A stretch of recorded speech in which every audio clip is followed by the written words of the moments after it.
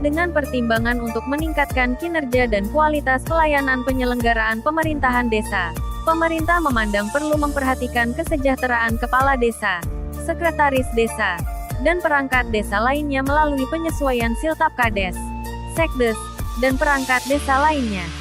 Atas pertimbangan tersebut, pemerintah mengubah beberapa ketentuan dalam Peraturan Pemerintah Nomor 43 Tahun 2014 tentang Peraturan Pelaksanaan Undang-Undang Nomor 6 Tahun 2014 tentang Desa sebagaimana telah diubah dengan Peraturan Pemerintah Nomor 47 Tahun 2015 tentang perubahan atas Peraturan Pemerintah Nomor 43 Tahun 2014 tentang Peraturan Pelaksanaan Undang-Undang Nomor 6 Tahun 2014 tentang Desa.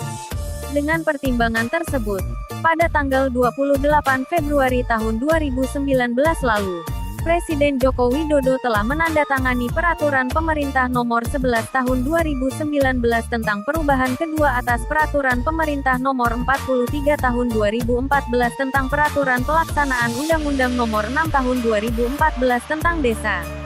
Dalam PP tersebut, pada pasal 81 ayat 1 yang telah diubah pemerintah disebutkan bahwa penghasilan tetap diberikan kepada Kades, Sekdes, dan perangkat desa lainnya dianggarkan dalam APDESA yang bersumber dari anggaran dana desa.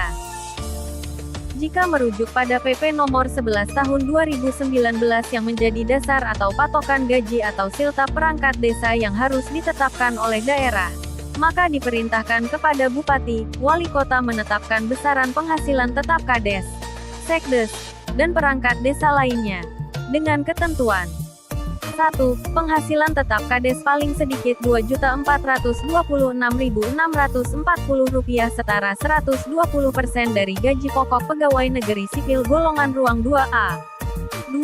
Penghasilan tetap Sekdes paling sedikit Rp2.224.420 setara 110% dari gaji pokok pegawai negeri sipil golongan ruang 2A.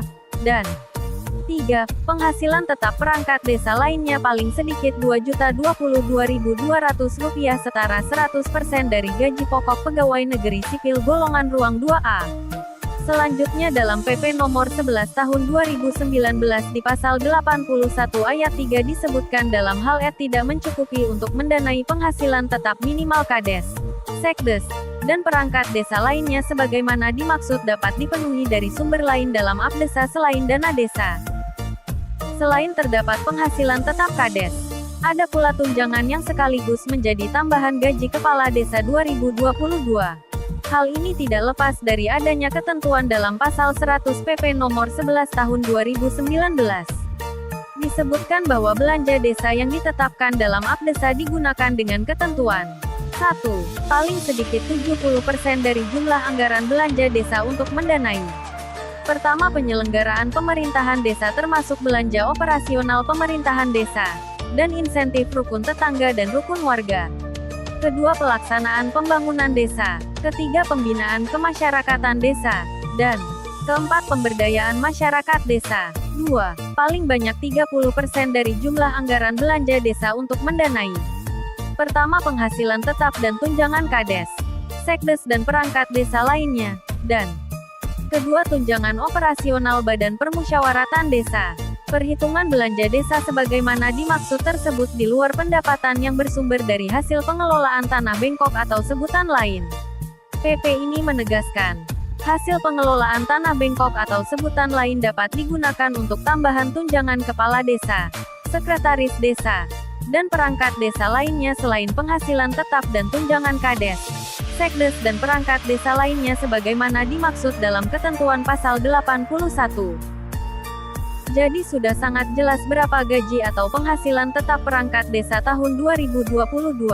Karena pemerintah pusat sudah mengeluarkan peraturan pemerintah PP Nomor 11 Tahun 2019 sebagai rambu-rambu bagi daerah dalam hal ini Bupati, Wali Kota dalam menetapkan gaji atau penghasilan tetap perangkat desa tahun 2022 dan untuk tahun-tahun selanjutnya selama PP Nomor 11 Tahun 2019 belum dicabut. Demikian informasi yang kami dapat sampaikan tentang gaji atau penghasilan tetap dan tunjangan Kades dan perangkat desa. Jika video ini menyajikan informasi yang bermanfaat, maka mohon bantuannya untuk dapat pilih tombol subscribe, like dan yang lupa share ke sahabat desa lainnya.